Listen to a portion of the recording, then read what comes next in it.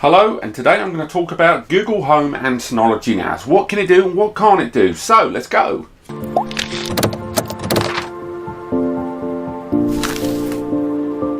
So a number of you out there have probably got hold of a Google Assistant. Maybe it's this one or the little tiny one that was like 30 quid or something, and you're wondering about how or if it's worth trying to utilize a Synology NAS, or vice versa. Maybe you've owned a Synology NAS and you've decided, oh, I think I'll get one of those Home Assistant things, but what can it do with my NAS? Well, I'm here to tell you, unfortunately, at this time there is not a great deal you can do between these two devices. Now, this is largely because of the communication between the Google Assistant and your NAS not being direct. Now, these devices, as we spoke about before when we were talking about the Amazon Alexa, the whole idea of these devices is not to talk to something here. They are trying to bounce off the cloud and come back down. And therefore, communication with non-cloud devices does get a little bit difficult. Hence why if you want to play music from it and get it coming out the speaker, it's fantastic for dealing with, Google's own Google Music and Spotify and stuff like that, because these are cloud-based services.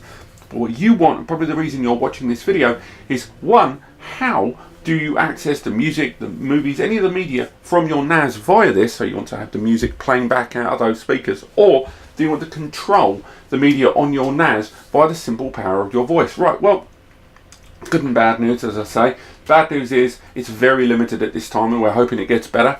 But the good news is two of the biggest front runners in this field are IFTTT and Plex. These two applications are kind of the core ones right now to help you along with this process, because IFTTT, if this then that, what that does is it helps action a command that you give your Google Home to be actioned on another device. So consequently, what you can do is say something on the lines of, Google, do me a favor and show me my surveillance camera, or send me a notification of the power of my NAS. There are IFTTT recipes, as they call them, out there that will do that.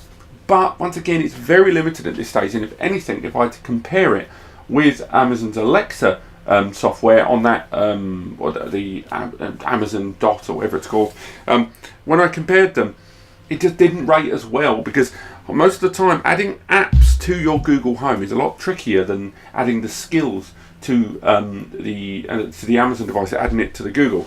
Accessing the media that lives on your NAS is borderline impossible to get it played out of the device, because there are ways around it. There's no denying it. If you've got music on your Synology NAS, maybe you've got a basic DS218J or something, and that media is on there, there's two ways you can access that media. One, upload that music to a Google Cloud, and therefore connect that with your Google Music account, and therefore you can access your media. But you don't want to do that, because then your music isn't playing from your NAS. The music is playing on some cloud service that you then have to share. Second way of doing it is to get the music on your NAS and pass it through a mobile phone or other third-party application that can be cast to the Google Assistant. And again, you don't want to do that, because one, you lose the voice activation, and two, the last thing you want to do is access the content of your NAS via your phone and cast it to the speaker. That is not practical, and it's not that's not what you signed up for. Now, there is a third way that at the moment isn't really gaining traction, but at the moment it's the most reliable means.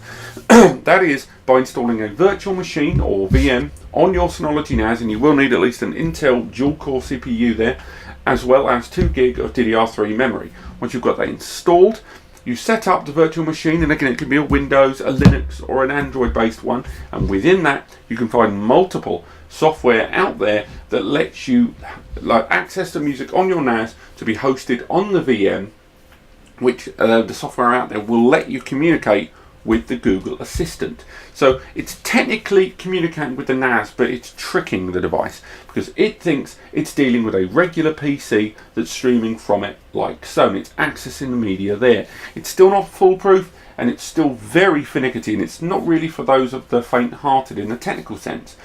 And of course, the big question is, why can't you play music via DLNA, Digital Living Network Alliance, that you own, onto this device? And again, a lot of people are asking about that, and they're right to ask, because the ability for one of these devices to pick up and play music over DLNA is not difficult. This is definitely a decision the likes of Amazon and Google have decided. They don't want people to play music in a localized environment. They want you to stream online. Now, if we turn the tables, one of the ways in which you can play a lot of that media is with Plex. Now, if you've got a Plex center sorted out and all your music lives on the NAS in a Plex media server, PMS, what you can do is, if you've got a device that's connected to your Plex Media account, of which you can do, and then the Plex Media account is being displayed on a smart TV or an NVIDIA Shield or even a Raspberry Pi, you can give commands to the Google Assistant, which will then relay to Plex and display that content, everything from play such and such movie to next episode of whatever. Now, these are options that are open to you, but once again, it is by no means streamlined, because the first thing you have to do is ask Alexa to speak to Plex. Once it opens up that line of communication, then you can ask Plex. And the time it takes to deliver 2 or 3 of these commands, I can honestly say it is easier to pick up a remote control. So unfortunately, at this time, it's still not that streamlined, and I'm hoping that we see more and better results soon, such as the Amazon Fire solution, which has the remote that you press the button and then just talk, and it does it. I know it seems counterintuitive, but to me, that is a far better option at this time. But if you want to learn more about Google Home and the tests we did with a lot of NASes, then do visit me at NAS Compares in the link in the description. If you enjoyed this video, don't forget to click like or indeed subscribe, because channels like this need to grow, and the least I can do is ask you to click that button. So, thank you so much for watching, and I look forward to seeing you next time.